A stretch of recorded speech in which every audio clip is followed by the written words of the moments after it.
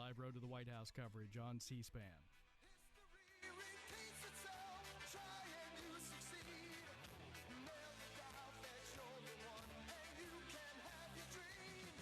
Beautiful. So nice. So nice. So they say we set a record here tonight. Now, I'm going to make the people outside angry, but they love me and I love them.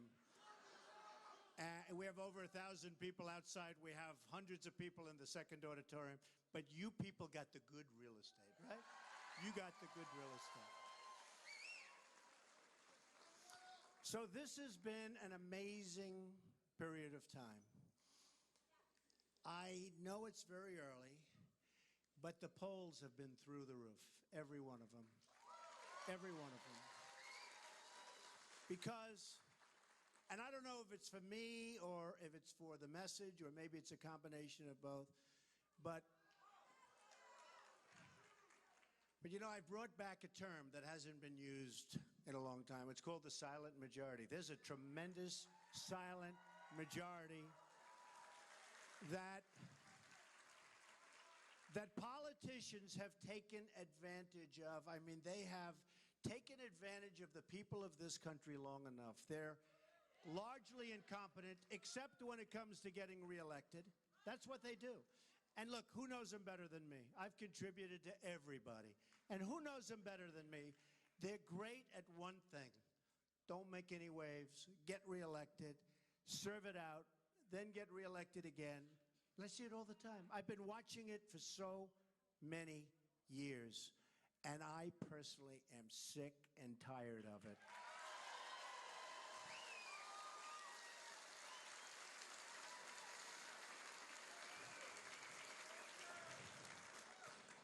So backstage, I met some of the vets, the greatest people we have in this country.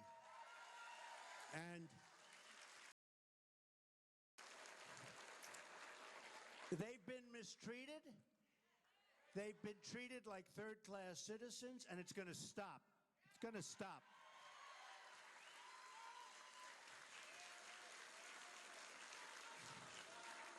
You look at these senators and the congressmen, they ride around, they're like kings. They think, great, oh, isn't it great? They come, they make speeches, nothing ever happens. So 2 weeks ago on Wednesday, they had the longest waits in reception rooms and reception areas in the history of the Veterans Administration. People waiting 3 days, 4 days, 5 days to see a doctor, So we are going to straighten that. It's called management. That's all it is.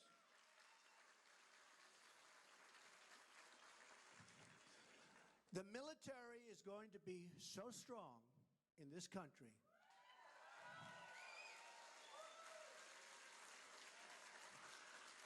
that nobody is going to mess around with the United States. That I can tell you.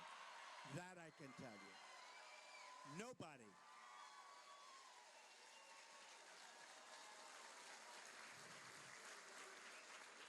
You know, over the last few weeks, Jeb Bush,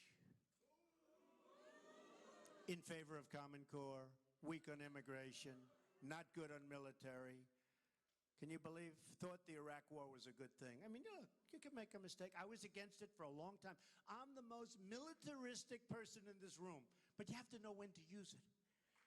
You have to know when to use it. Think about it. We spend $2 trillion in Iraq. And by the way, China's taking out a lot of the oil, just so you understand.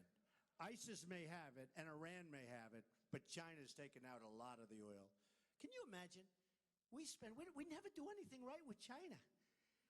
We spend $2 trillion, thousands of lives of great people, mostly great, young, beautiful people, wounded warriors who I love all over the place, all over the place. Not treated properly, by the way. And we have nothing. And Iran is taking over Iraq. And the parts that they want to give up, they're giving oil to ISIS. So ISIS has the oil. And you remember when I said you shouldn't go in, and in fact, just check it.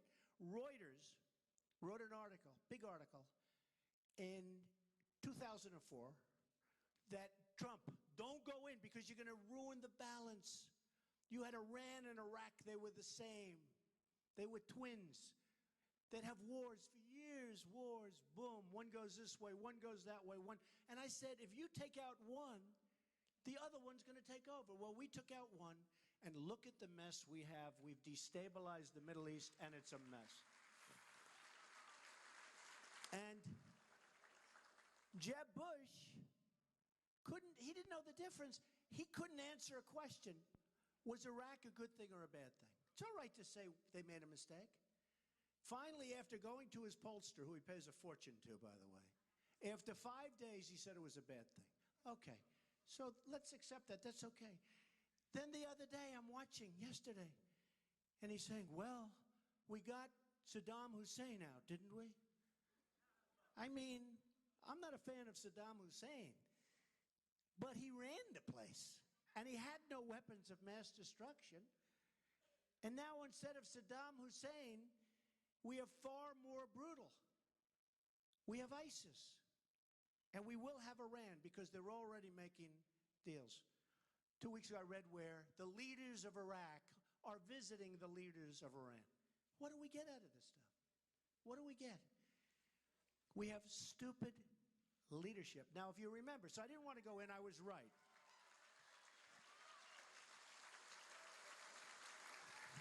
I didn't want to go in, I was right. But then we were in. And it was bad. And there were still bombings, but it was bad. But we're in. At some point, we have to go out, right? I mean, we can't stay there forever. We have to rebuild this country. We have to rebuild our country. You know, we have to. Our bridges are falling apart. Our roads are a mess. Our schools, our highways, everything. It's a mess. And who's better at infrastructure than Trump? Okay. Okay. So look, at some point we have to get out. They talked about the surge. The surge. Remember Bush's brother? He said, the war is over. We've taken over. You know, like the war. 2 days later was a disaster. Now, Obama said it with Yemen. He announced Yemen was a total victory. And then, like 3 months later, it was like a disaster. And we don't have Yemen. We don't have anything. We send over to our allies, if you call them that. They don't even know what they are. There is no word for them. Okay? Iraq isn't even a country. Iraq is a bunch of corrupt people that sort of string something together. It's not a country. But we send over to our allies 2,500 Humvees. So when I heard 2,500, I thought it was a typo in the New York Times. I said, they mean 25. They mean 2.5. They mean 250, maybe. That's a lot. So these are 2,500 Humvees, armor-plated all over. So when the bombs go off, you don't lose your legs, and you don't lose your life, and you don't lose your arms. Really great vehicles. One shot is fired, and these guys run away, and the enemy picks up 2,500. Now think of it. Think of it. So we need the right thinking. And I said, and some people said, what a terrible statement he made. Because when we had to leave, you had to leave. You know, you can talk about surging, but at some point we have to leave. We can't stay there forever. And if we'd loosen up some of these ridiculous rules, we have so much oil under our own feet. We don't need them anymore for those things because of new technologies. New technology. So we're going to leave, and I say, leave, but take the oil. Do you remember that? Did anyone ever hear that, me say that? I'm saying it all the time. I've been saying it for years. Take the oil. And I watch these guys on television, political people. Many of them are with the administration, and I think they mean well, but they don't have a clue. They'd say, isn't that silly? Mr. Trump says, take the oil. Isn't it? Well, you know who has the oil now? Iran, ISIS. Everybody has it but us. We're the only ones without the oil. It's hard to believe.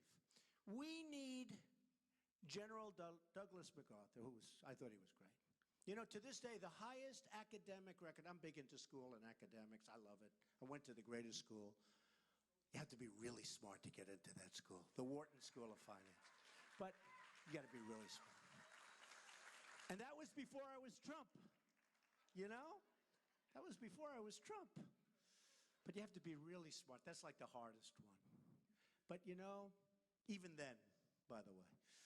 But General Douglas MacArthur, to this day, was the greatest student in the history of West Point. Plus, he had the look, he had the whole deal. He was a general. I don't see it now so much. I don't want to knock any of the generals, but I'll see some of these guys come on. Can we defeat ISIS? I don't think so. No, I don't want to use names, but, you know, he's sort of retiring, this guy. Then you have General George Patton.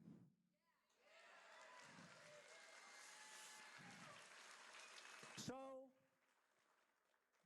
do you think General Patton, when President Obama, remember not so long ago, he said, we're going to attack a certain city. And he said, in 2 weeks, we're going to attack this city. And we're going to attack it from the front. And we're going to use drones, and we're going to use this. Now, in the meantime, the enemy's saying, bing, bing. And it was brutal. It turned out to be a brutal situation. And I said, you know, that's great. That's camouflage. What a smart thing he's doing. Because he's probably going to do the opposite. Well, in 2 weeks we attacked. We attacked from the... It was the craziest thing I've ever seen. And it was a terrible, you know, something that should have taken 24 hours was like months. And I said, I wonder what General MacArthur and General Patton, just to name two of the great ones, are doing right now in their grave. You know what they're doing? Spinning. They're spinning. They're saying, I don't believe it. I don't believe it. So we have such a great country, but we've gone down so far. China yesterday, I'm big for the world of financial. And I tell you what, CNN did a poll. And I was through the roof on the economy. I was like really high. I have to be exactly accurate because otherwise they'll have a front page story that Donald Trump gave false. But I mean, I was many times number two. I was through the roof on leadership. That's a pretty important subject, right? Leadership. I killed everybody on leadership, right? I did great on the military, and I actually think the military would be just as good as the economic for me personally. I think I'd be so good on would I be tough? Oh, these poor people. I would be creating things that nobody would be playing with us. Nobody. Nobody. And I don't necessarily mean soldiers. I mean, and we love our soldiers, but I mean, you know, we have weaponry that's obsolete. We have nuclear weapons. Can you believe 60 Minutes they do a show? And the whole show was how bad a condition our nuclear weapons are in. Did anybody see that show? I said, can you, right? I said, even if it's true, can you believe we're putting this for the world to see, for Putin to see? By the way, 2 weeks after that show, Putin said, they better not mess with us. We have nuclear weapons. Can you imagine? Putin said, from Russia. And the reason they did that is the president wanted the press to see how weak our nuclear capability. Remember the telephones? They don't work. They were 40 years old and they have wires. And the wires were rotting. And in order to work the telephones where our silos are, and the silos were all rusty and rotting, and the kids there, nice kids, they said, we don't know if it works. Oh, great. Oh. And they're screaming over the phone because the wires are so damaged and so old. And this is our nuclear. Now, assuming that's true, which it is, who the hell would show that to the enemy? And the reason he did is because he wants some funding to get them fixed up. Oh, that's great. So we have to get smart people, tough people, cunning people. China. You probably read, some of you aren't into this, but basically yesterday they did the largest devaluation in the history of China.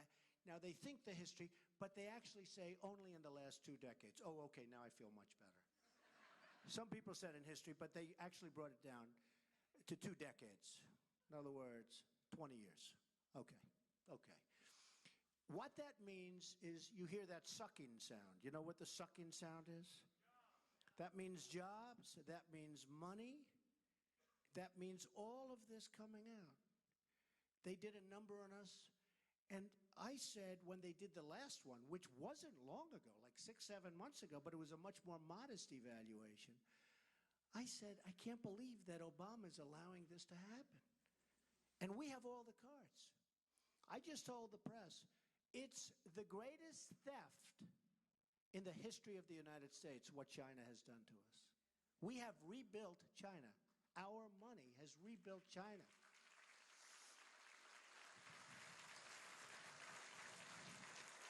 You go over to China, there are bridges being built all over the place. I mean, bridges that make the George Washington Bridge and other bridges look small. And I'm not using the George Washington Bridge for political purposes, okay, please. Because I wouldn't do that. But it makes like the like small time. They're building massive bridges, massive highways, massive roads. I went over, I was in Dubai, great place. They have an airport. It's like magic. It's the most incredible thing you've ever seen. You go to Qatar, you go to places in China, many cities in China. You go to all these places. And then we go home and we land at LaGuardia. Ay. Or we land at Kennedy where they have hangars that are falling down. They're rotting and rusting. And they have potholes in the runways. No, it's such a shock. You know, we don't realize it. You know, we go to Kennedy, we go to Florida, we go whatever. And we don't, you know, after a while you get used to things, you know what I mean? Like when your house gets dirty or when it needs a paint job, you say it looks okay, right? But these airlines are so bad. Thank you. These airlines, it's so sad. It's so sad. Then you look at the age of our infrastructure. You look at all of the different things, even the airlines, the airplanes. I was asked by, because they're actually a tenant of mine, Qatar, which they call Qatar. I've always said Qatar. They've asked me what I call it Qatar. But I say, people in this country, they like Qatar better, right? Don't we like Qatar? They say Qatar, but I like Qatar. I mean, they're very nice people. And they asked me to go to a dinner. And I said, I can't. And they said, we'll pay you a lot of money. Now, as rich as I am, I mean, it was a lot of money to have a dinner. Like, you know, like a tremendous amount of money. So I said, I'll go. It's true. No. You have to understand, you can be really rich, but if you're going to get hundreds of thousands of dollars to have a dinner 2 blocks from your house and you don't do it, it's time to retire. Do we agree? Do we agree? So anyway, so I went, and it was so amazing. And I said to the head man of the airline, what is the average age of your planes? And he said like, oh, about a year and a half. And then they showed charts where the average age of like some of our airlines, you know, 32 years, 15 years, 28 years, and you see it. And then I said, how do you finance your planes? And he looked at me like, finance? We don't finance, we pay cash. Saudi Arabia, and it was very impressive. I mean, I was impressed. It wasn't a question. And then when I went to Qatar, I went into an airline terminal that was the most beautiful terminal I have ever seen, ever. Most magnificent. They had lounges. They had spas. Before you get on the plane, you can get a massage. I'm not into that, though. I've never been. I don't like people touching me. It's true. It's true. It's true, actually. But they have these magnificent spas, everything. And I said to the head man who was taking me for a tour, I said, this is the most beautiful airline terminal I've ever seen. It was massive. He goes, no, Donald. This is temporary. Our new one is being built over there. And he pointed And there must have been 40 cranes, the longest, most beautiful thing you've ever seen. This was a teardown. And I said, oh, we're doing it wrong. Saudi Arabia, and I have great relationships with Saudi Arabia, as I do with Mexico, as I do with everybody. You know, they all buy apartments from me. They pay millions and millions of dollars. Am I supposed to dislike them? I love them. China. I sell apartments for 50 million, 30 million, 25 million, 18 million. Some of the cheap ones like 10 million. Okay, those are the cheap ones. I don't even bother to sign those contracts. But I get it from Saudi Arabia. I get it from Japan. I get it from everybody. I love these people. The problem is Mexico. I love the Mexican people. They have tremendous spirit. Tremendous spirit. You know, when I opened, as Rush Limbaugh said, who's a great guy, Trump has taken more incoming than any human being I've ever seen. And it was only because the press totally changed my statement. They'd use a half a sentence. They'd use a sentence from behind. It turned out I was right, because I was talking about illegal immigration. And it turned out that I was right with all of the problems that are happening. But when you look at Saudi Arabia, when you look at Mexico, by the way, Mexico is becoming the new China. They are taking our, did you know that Nabisco, did you see it yesterday? Nabisco is closing a factory in Chicago, and they're moving to Mexico, this big factory, and taking many jobs. I think about 1,200 jobs going to be lost in Chicago. No more Oreos. They make Oreos, don't they, right?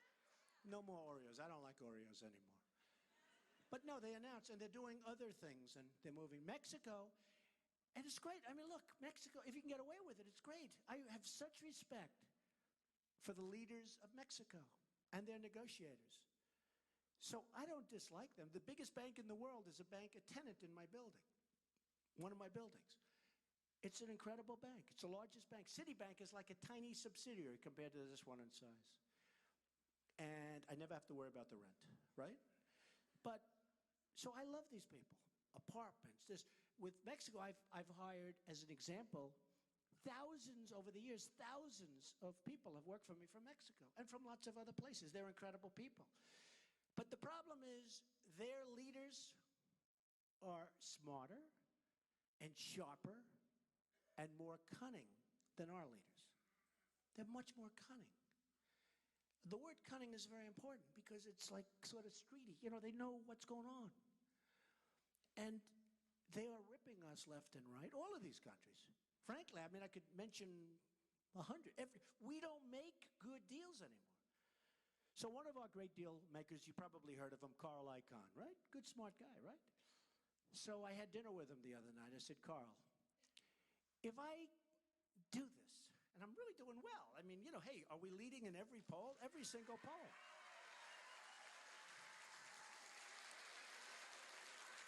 And it's the talk of politics. I mean, it's really become the talk of politics. So it's like a great honor, but we got to get there. You know, I don't want to talk about it. I want to get there. I was called by one of the biggest journalists in the world the other day. He said, Mr. Trump, could I ask you a question? What? How does it feel? How does it feel? I said, how's what feel? He said, you have done something that nobody else has ever done. You've taken over television. You've taken over the airways. It's the summer of Trump. You know, they're calling it the summer of Trump. No, okay. And I said, and this is a highly respected guy, an amazing guy. And I said, I haven't done anything because I haven't won. I mean, if this all happens and I don't win, it starts with winning the primaries, getting the nomination, and then going on and winning. I consider it a total waste of time. He said, you're wrong. You've done a great thing. Trust me, I won't be happy, okay? I won't be happy.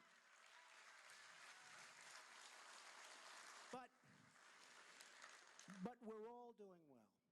Think of this. So if you look at Saudi Arabia, they make $1 billion a day. $1 billion. We're talking about $1 billion a day. Okay? And when they have a problem, we send over our ships, we send over our... And I don't mind doing that. But they got to help us out, folks. They got to help. They got nothing but money. They're wonderful. They're wonderful. I love their investing in the United States. I love their investing in New York and buying part, but they got to help us. We're a debtor nation. We owe $19 trillion. We have massive unfunded liabilities. We're a nation that's in serious trouble. And it's going up rapidly, and Obamacare is a total disaster. It's a catastrophe.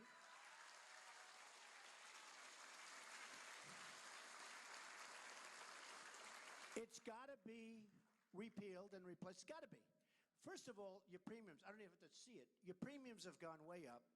Your deductibles are through the roof, unless you're hit by a tractor, right? It's true. And the reason I mentioned tractor, I'll tell you. So Japan now has a great leader named Abe. He's a killer.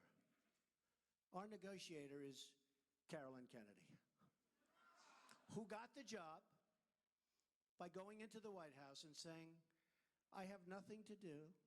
This was on television. They said, how did you get the job? And she's a nice person. You know why I say she's nice? Because my daughter Ivanka likes her. My daughter's so great. She's such a great person. My daughter likes her. She said, Daddy, she's such a nice person. I agree. I don't want a nice, I want to kill her. We're tired of the nice people. Somebody said it to me, Mr. Trump, I don't know, a woman who's a fan of mine, she said, I don't know if you have the personality to get elected because you're not a nice person. I said, actually, I am a nice person. I love helping people. You watch. You watch. I will help on women's health issues more than anybody, including on the Democratic side. Women's health issues. You watch. You watch. Bush the other day didn't want to fund them. He said, I don't want to fund women's health issues. He didn't want to fund. That's worse than Romney's 47%, which probably cost him the election, along with other things, like he forgot to campaign for about 3 weeks at the end, okay? That didn't help. Forgot to go on television for about 3 weeks. But we have to do something, and we have to do it fast. And if we don't do it fast, we're not going to have a country. Now, speaking of that,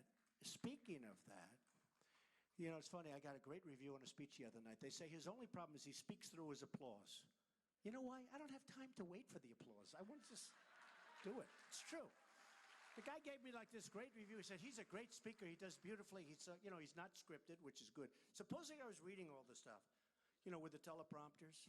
I actually said, if you're running for president, you should not be allowed to use a teleprompter. No, it's true. It's true. It's so easy. No. You walk up. Here, you walk. Ladies and gentlemen, hello. No. You shouldn't be allowed. Because you don't know what you're going to get. Look what happened with Obama. He's a teleprompter guy. No, it's true. But, huh? You're better right. You don't want a scripted president. And you don't want a politically correct president because it takes too much long. Takes too much time.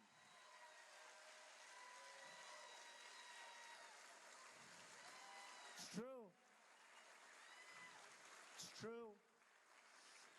You don't want this political correctness stuff. Now I hear there's a certain college, I won't say it's in your state, but they don't want you to differentiate between a man and a woman. You heard about this one, right? If that ever passed, I'm gone. That's too much. But the things that are happening are so crazy. And, you know, you talk about political rigor. You probably heard about the little debate we had just recently. If I were politically correct during that debate, I would have gotten clobbered. And instead, we won the debate. And, you know, after the debate, all the poll numbers went up. But, boy, was that a hell of a time. Was that incredible? Was that incredible? So, that debate has always had like 2 million, 3 million people. You know, the first debate, bomb, every 4 years. They had 24 million people. And probably going to go up much higher than that when the final numbers come in. So, do you think they were there for Jeb Bush or Rand Paul? Rand, I've had you up to here. It's funny, though, because Rand Paul, sit down. I'll ask you a question. Go ahead, sit down. The guy wants to ask a question. Well, that's okay. He's a good guy. I've seen his face before. He's been at every rally. I mean, what am I going to do? Not take his question? I'll take your question in a minute. One sec. No, wait. So Rand Paul has been hitting me because he's like, his poll is like going down. He's weak on military. Can you imagine today being weak on the military? You know what? Even doves are strong. I have a friend. I mean, this friend didn't want to even talk about military. Now he's become worse than me. I mean, he's become like this total incredible hawk. And that's good. So Rand Paul's weak on the military. He's weak on immigration. He's weak on everything. He's got no numbers. So all of a sudden, I see him, and, he called me up. He said, I'd love to, this like a year ago, he wants to play a round of golf with me. I said, oh, no, don't tell me. So I'm actually a good golfer. I killed him, okay? I killed him. If I didn't, I wouldn't say it, but I killed him. But more importantly, after the round, he said, do you think you could do me a favor? What? Could you contribute to my eye center? I said, you know what? What do they do? Bum, bum, bum. I said, yes, I will. I gave him a lot of money. I don't want anything. I just gave him a lot of money. Then all of a sudden, I see him chirping on the stage. He's like chirping. I said, who is that over there, that person? Who is he?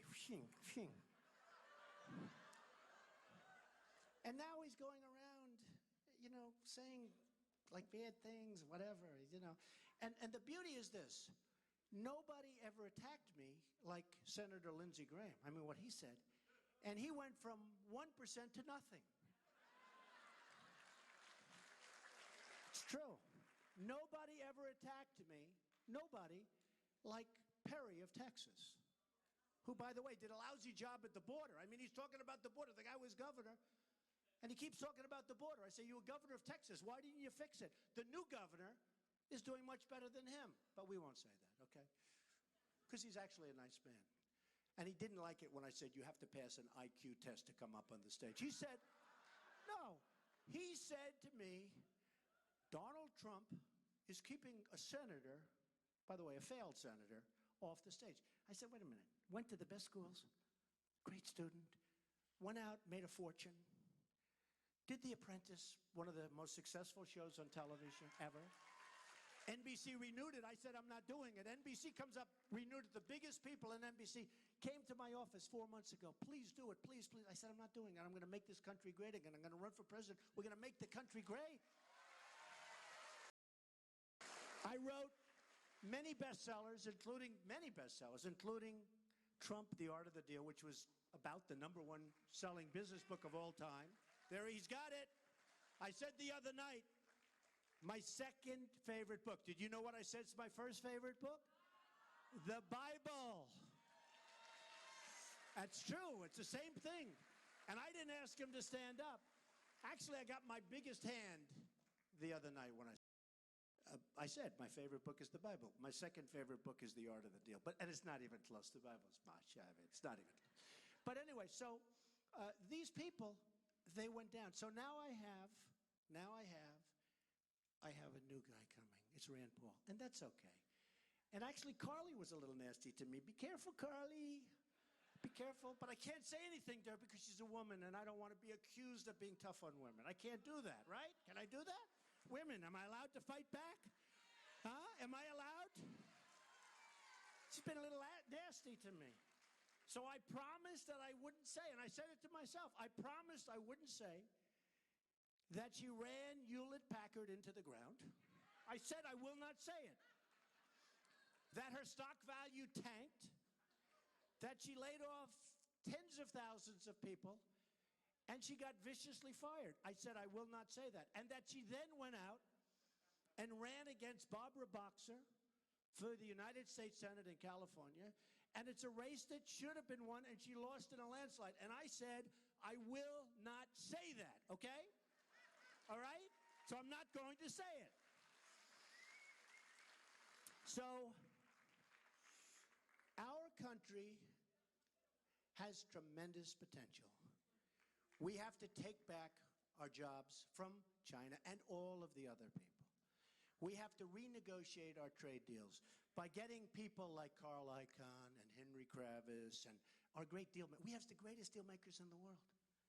Like Carl is very busy. I called him. He said, you're doing great. You're doing great. Tough guy.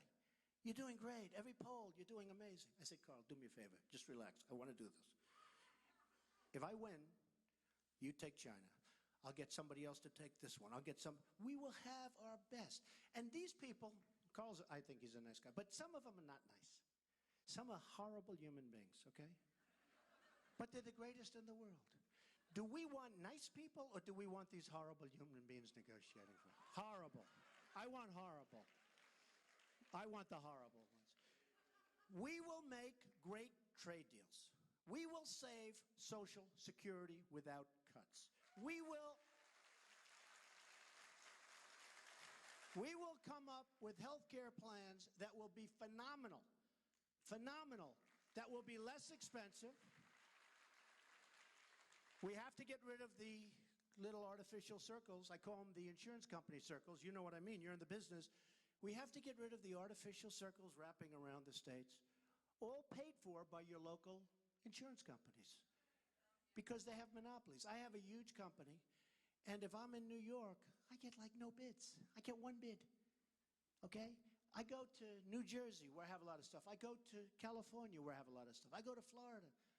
There's no bids, because they have a monopoly in their little states. So they'd rather have a monopoly than be able to negotiate all over the country. In other words, they'd rather have New York sewed up than have competition where they have to actually go and work for their money. That's over. That's over. That's over. And you'll have phenomenal plans. You'll have them for much less money. The insurance companies will not be happy, but see, they don't give me money. They give to Jeb, and they give to Hillary, and they give to everybody. I don't want their money. I was called today by the biggest lobbyist, and who I've used. He's great. Can do anything. He said, Donald, I'd love to make a major contribution to your campaign. I said, I don't want your money. No, you don't understand. It was like he'd never heard this before. He said, I want to really, give $4 or $5 million if it's okay. You're leading in all the polls. They have to protect, if Trump wins, they got to protect themselves, right? I said, you're a friend of mine, you're a good guy, I don't want your money. Because what he's going to do is, if I win, and when one of his companies has a problem, I'm going to do what's right for the people of the country.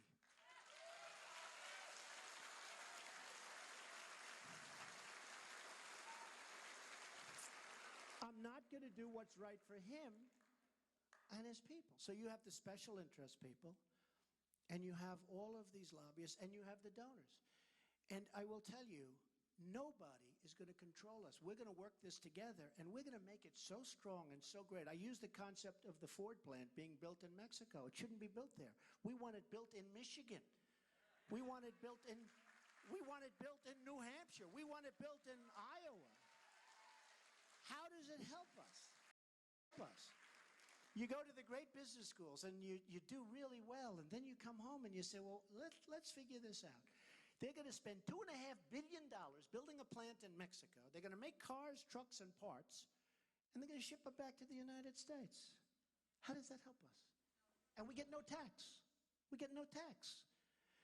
So when Jeb becomes president, if that ever happens, or when Hillary, if that ever happens, or when, hey, it could happen, folks. I hate to tell you. I think it's unlikely.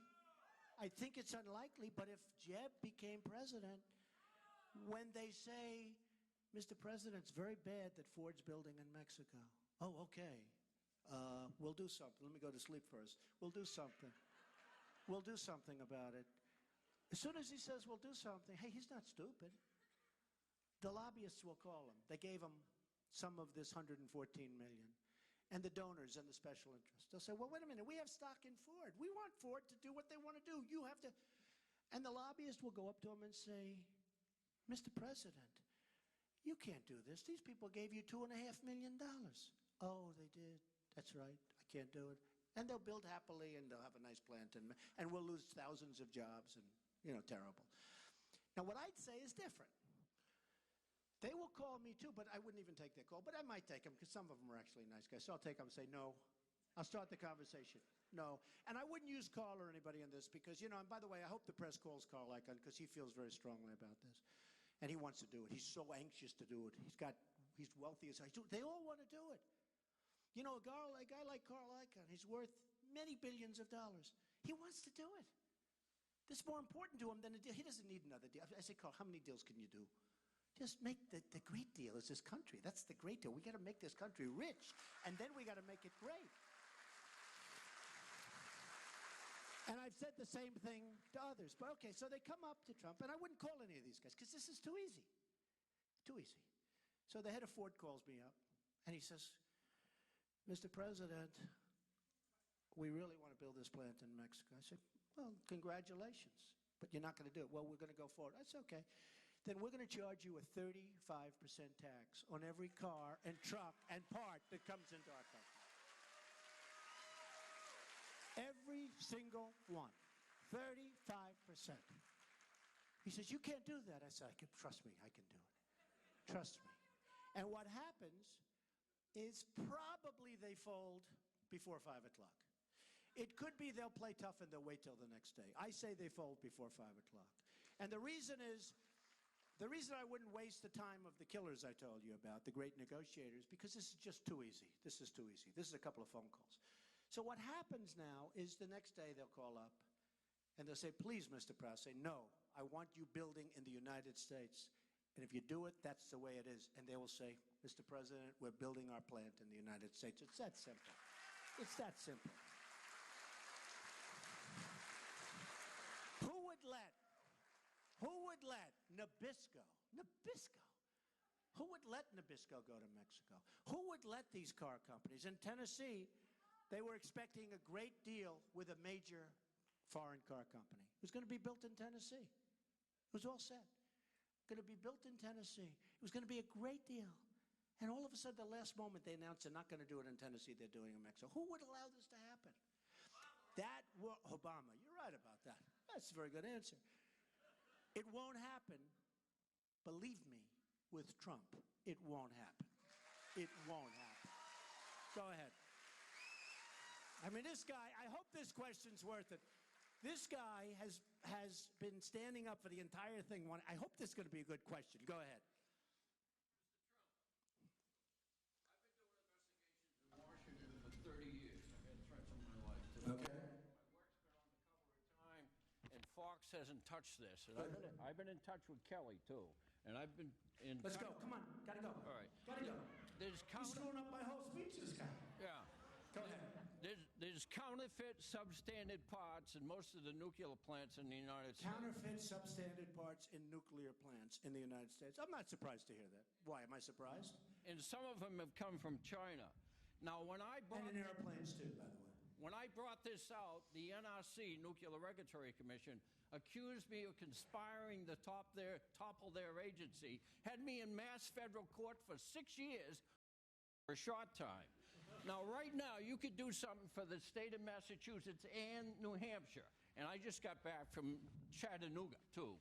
And I spoke to some Marines there. The security... I like the guy. He's a nice guy. Yeah. Did I do the right thing in letting him ask? By the way, he happens to be right. Look, you don't even have to tell me. I guarantee you they have substandard parts in nuclear and in airplanes, because they get them from China, and when you get from China, you don't know what the hell you're getting. Go ahead, finish your question real fast. Security booth. I want to make these people happy.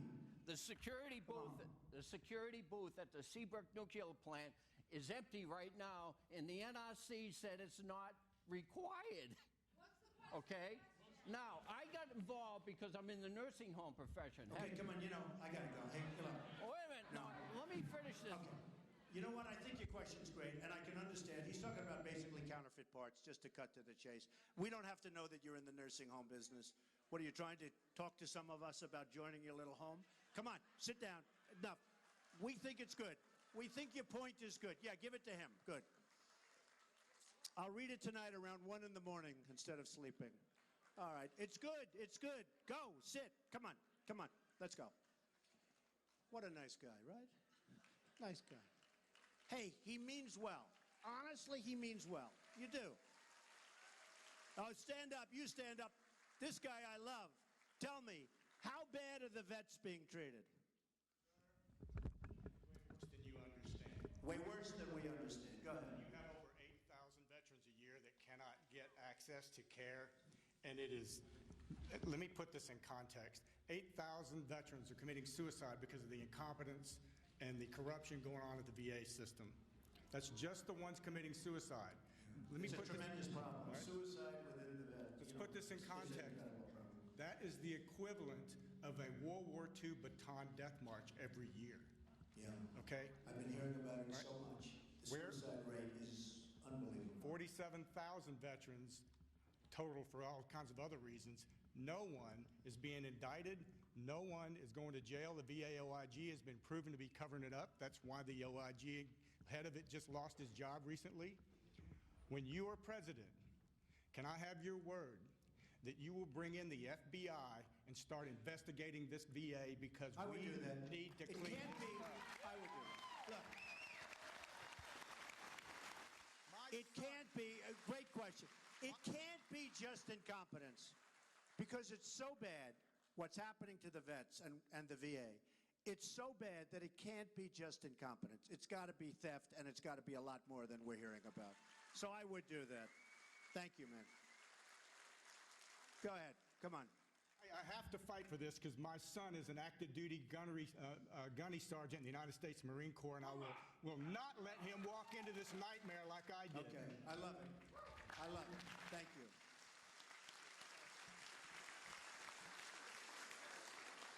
Go ahead. Let's take it. You want to take it? Who wants to leave? Does anybody want to leave?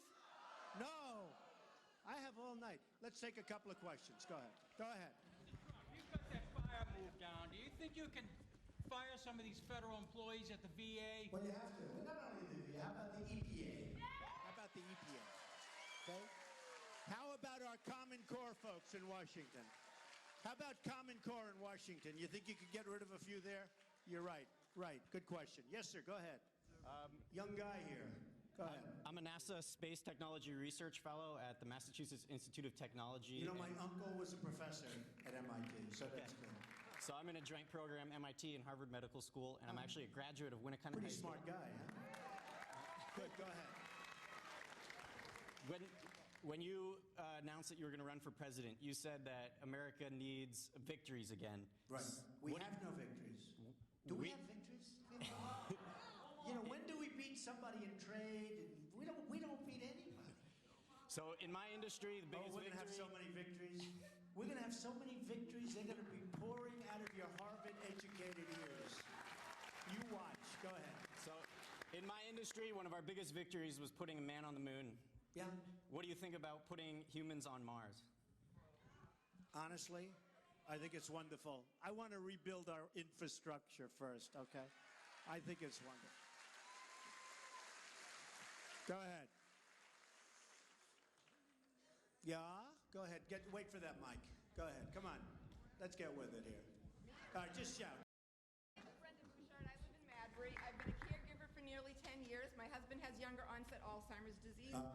My mother's almost 89, lives with me. She has Alzheimer's disease. I'm one of 65,000 Alzheimer's caregivers here in the state of New Hampshire. Yeah, Alzheimer's. Tough. And Alzheimer's receives $600 million from NIH while we're spending $153 billion in Medicare and Medicaid to prevent people with Alzheimer's. So my question to you is, what will you do to ensure that this devastating disease is a top priority as well? It's a total top priority for me. I have so many friends whose family is devastated by Alzheimer's. So believe me, it's a total priority. That's something that we should be working on, and we can get an answer. There are some answers. They've made less progress than we had hoped, as you know, but there are some answers. Yes, ma'am. Yes. I think these voters really respect your boldness and your brashness, but I'm wondering if just for a moment you might speak from the heart and tell us what specifically endears New Hampshire to you, sir. The people. I mean, honestly, I've had such a great response. So I love the question. One of my friends, thank you. One of my friends was asking me, what's it like when you go up? Because I've been here a lot. And, you know, we've done so many town halls and so many different meetings. And now we're having so many people. We need the bigger auditoriums, which work out well. And now, you know, I'm going to go see the other auditorium where they didn't have the great real estate, right? And I'm going to see the people outside that are waiting to see us. But the people of New Hampshire are amazing. They're like the people that built this country. They work hard. You know, I say, They're smart, they're industrious, and they love this country. They want to see it happen. They're great people. And I was so honored, you know, because recently everybody said that Walker would win Iowa, right? And Bush, who's, you know, falling like a stone, because he's sort of like, you know, I don't know, Kenny Bunkport, tell me, is that really so here? It's not, that's from a different planet, right? I don't get it. But they said, Bush, well, he's being down big. And Walker, you have to remember, Walker grew up a little bit in Iowa, became the governor of the adjoining state. But what people don't know is they have tremendous, massive deficits. They have very, very poor employment, new jobs. They have a lot of dissension, a lot of problems in Wisconsin, which is a state I love, but they have a lot of problems. And with their education, they're having a lot of problems. And with their debt, they're putting tremendous amounts of debt. So it was sort of funny. I was very nice to Walker. He came up to my room. I gave him money for his campaign. I give to everybody. Anybody wants to run, I give a lot of money to people, right? So I gave him money. He came up to see me about 6 months ago. He gave me a plaque. He gave me a plaque. You need some money? Here. But he gave me a plaque, and it was very nice. And then I was very nice to him, because I can't be mean to somebody that doesn't, like, you know, there are a couple of guys running that have been so nice to me, and I cannot say bad about it. I want to. And then one of his underlings said something sort of nasty about me. I said, oh, finally I can talk about Wisconsin. It was so good. And he plunged in Iowa, and I'm leading Iowa big. And we're leading, right? And we're leading New Hampshire big. And, you know, we're leading Nevada big. And what I loved about Nevada, they did a second part of the poll. And the second part of the poll, you saw it. It came out last week. Everybody was really shocked. I wasn't, because I'm going to bring jobs back into this country. I'm leading all candidates in the Hispanic vote. Everybody was surprised. I said, why are you surprised? I employ thousands and thousands of Hispanics. They're amazing people. But people were surprised to see that. So I'm leading. North Carolina, we're leading by massive numbers. South Carolina, we're leading by massive numbers. We're leading everywhere. In a poll came out 32% nationwide. Another one, 24%, Fox. CNN came out, it was a massive poll. We're leading because people are tired of what's happening to our country. They're tired of being ripped off by everybody in the world. They're tired of it. You know, the American dream, we talk about it. And I use the expression a lot, the American dream. And we have, look at all those cameras blazing back there. This is live all over the place, on Fox, on CNN's live. I get up to make a speech, and I speak from the heart. I really do. I don't have, look, there's nothing. I speak from the heart. But a big portion, not all of it, but a big portion of the media, the political media in particular, they're really dishonest people. And you probably heard me say, I like to say, the American dream is dead, but I'm going to make it bigger and better and stronger than ever before, okay? I say it all the time. The American dream is dead, but I'm going to make it bigger, better, stronger than ever before. Okay, so I say it all the time. So I go home a month ago, and my wife saw me speaking on television. And she said, darling, that was such a horrible thing you said. It was so nasty. I said, what did I say? You said the American dream is dead. I said, no. I said, it's dead, but we're going to make it great, right? So I turn on television, TiVo. I turn on television, and I see it. And it says, the American dream is dead, boom, period. I said, that's terrible. No, it's so dishonest. But the fact is, a lot of people think it is dead. And it's got a lot of problems. There's no question about it. But we are going to make our country great again. We are going to do things with our country that are going to be so good and so smart and so spectacular. And we are going to be respected by the world again and not laughed at like we're all a bunch of stupid people being led by incompetent politicians. It's not going to go on any longer. We're not going to take it any longer. We're going to make America great again. Thank you, and I love you people. I love you people. Thank you. Thank you very much. Thank you. Thank you. Beautiful. Thank you.